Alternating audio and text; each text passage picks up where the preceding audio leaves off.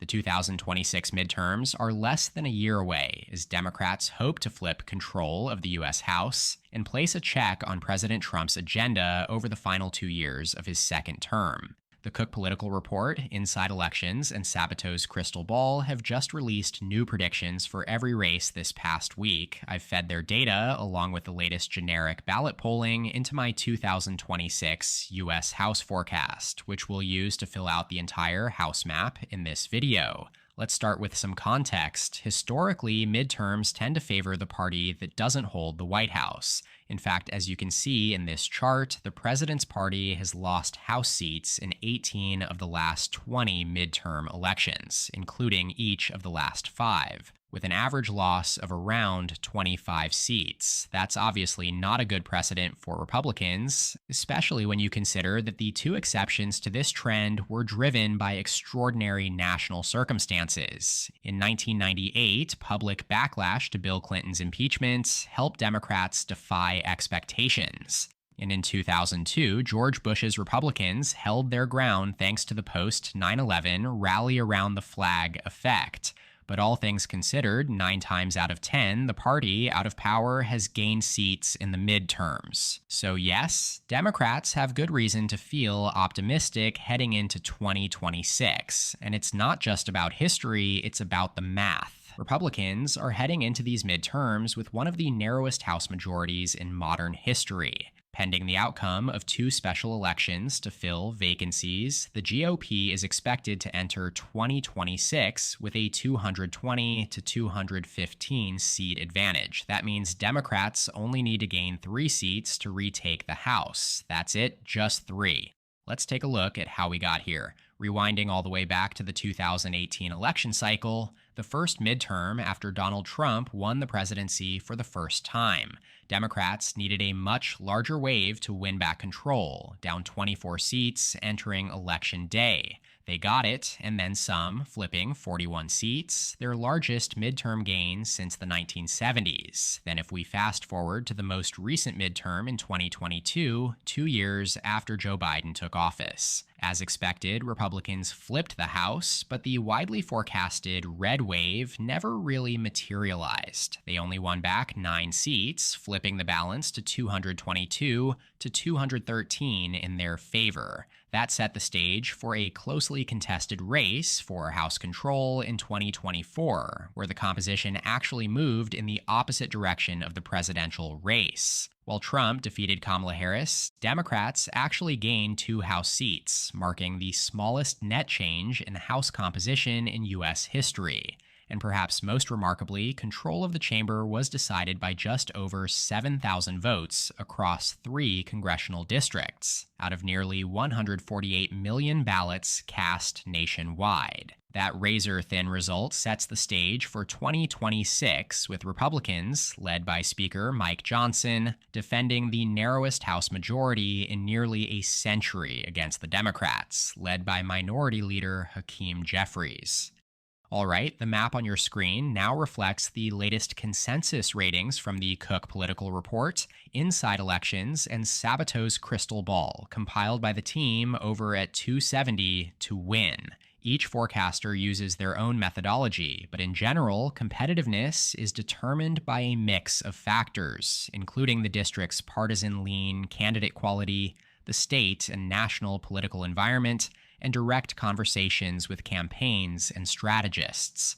You'll also note I've chosen to leave the entire state of Texas blank as the redistricting situation is still up in the air. A federal court blocked the state from using its Republican-drawn gerrymander in the 2026 midterms, but Texas Attorney General Ken Paxton has appealed to the Supreme Court, and we should get a final ruling within the next few weeks. That will, of course, have massive ramifications on each party's path to a majority, but more on that later. As it stands, the consensus forecast gives Democrats an edge in 198 seats outside of Texas, with 159 rated as safe, 26 as likely, and 13 as lean.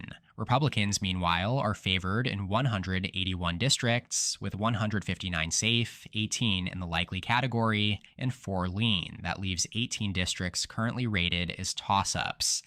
Of course, without Texas, both parties are well short of the 218 seats needed for a majority. So, for visualization, let's fill in the Texas map using the 2024 House election results. Doing that narrows the Democratic edge to just 5 seats, with 211 Democrats to 206 Republicans. But if Republicans prevail in court and their new map takes effect for 2026, they are expected to pick up 5 seats in Texas, flipping the balance of power to 211 Republicans and 206 Democrats. That's how consequential this Supreme Court ruling is. Either party could effectively gain 5 seats, cutting the number of toss-ups they need to win from 12 down to 7. And remember, these toss-up districts could go either way in a neutral environment, while the 59 seats rated as lean or likely for either party could also flip, especially if 2026 ends up becoming a wave election in either direction. Generally speaking, without exact candidate matchups and their fundraising totals, or reliable polling, these early ratings are best understood through a broader national lens. In a strong Democratic wave year, you'd expect them to win most of the toss-ups, and likely flip a few lean or even likely Republican seats as well.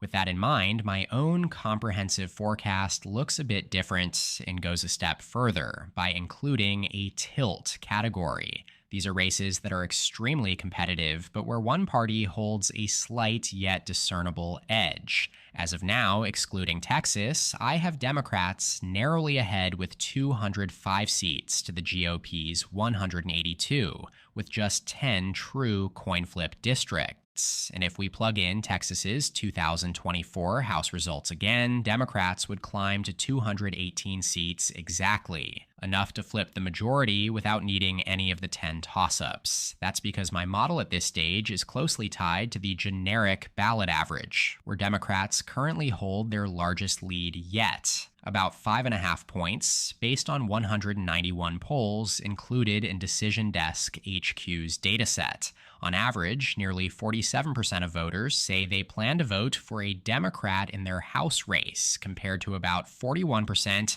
who say they plan to vote Republican. Historically, these polls have been very accurate predictors of the national House vote. For context, in 2018, the first midterm with Trump in office, Democrats rode an 8.5-point national vote lead to pick up 41 seats. 4 years later, during the 2022 Biden midterms, Republicans led the national vote by just under 3 points and gained 9 seats. So Democrats sit right between those two historical benchmarks at this point. Of course, the generic ballot isn't the only factor in my prediction. My individual House forecast is built from a fundamentals-based model that blends several variables: incumbency, partisan lean, and results from the 2024 House and presidential elections. That baseline fundamental score is then combined with expert race ratings, followed by adjustments based on the generic ballot and the latest prediction market odds. Right now, on Kalshi, Democrats are favored to win the House with a 72% chance, which is close to their highest mark since July. I'll drop a link in the description if you want to follow the numbers in real time, since they change constantly. Returning to the table, among the 10 toss-ups identified by my model, races with a projected margin of less than 1.5 points either way. Republicans are favored in 4, Iowa 1, Pennsylvania 10, New York 17, and New Jersey 7. Democrats are favored in the other 6, Michigan 7, Pennsylvania 7, Virginia 2,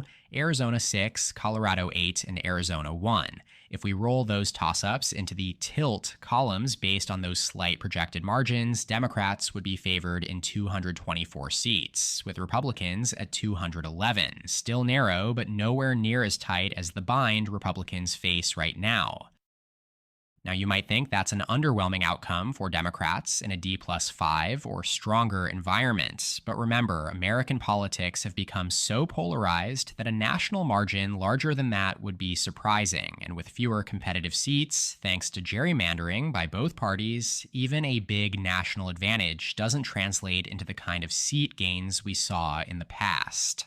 The way the lines are drawn now means that even if Democrats matched their 2018 performance, they probably wouldn't come close to flipping 40 seats again. When all is said and done, I think most Democratic officials would be more than satisfied with a 13-seat majority. But we're still a long way from that. Plenty is going to change over the next 11 months, and even in the next few weeks, as we wait for that critical Texas map ruling from the Supreme Court. In the meantime, make sure to subscribe to the channel down below so you don't miss any upcoming videos on the 2026 midterms and everything beyond.